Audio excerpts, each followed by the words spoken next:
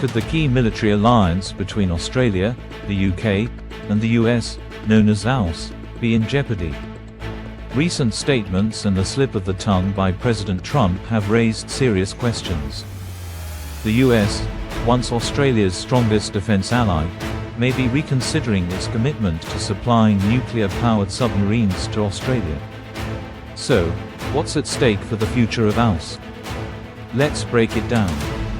When President Trump visited the British Prime Minister, he stumbled over the acronym AUKUS, the Trilateral Security Pact between Australia, the UK, and the US. Was it just a slip of the tongue or a signal of something more? And now, Trump's nominee for Undersecretary of Defense is expressing doubts about the alliance's value, particularly about the multi-billion-dollar nuclear submarine deal. AUKUS includes a critical deal where the US is supposed to build nuclear-powered submarines for Australia. But with the US Navy's production stretched thin, could these submarines ever reach Australian shores? Trump's nominee, Elbridge Colby, argues that Taiwan should be the priority for US defense, not Australia, raising fears that those submarines might be kept in US waters to counter China instead. Meanwhile, China is sending a strong message.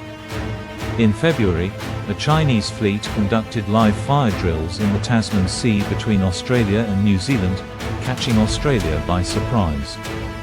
Though the drills took place in international waters, they sparked a political storm in Australia, raising fears about China's growing military presence in the region. While many in Australia see the AUKUS deal as vital for their national security, there's growing concern that the US may not see it the same way. With Trump's "America First" approach, the US may prioritize its own needs, particularly with rising tensions around Taiwan. Australia's biggest trading partner is China, and being caught in the middle of a US-China rivalry is a delicate situation. So, what does the future hold for AUKUS? Will Australia get the submarines it's waiting for?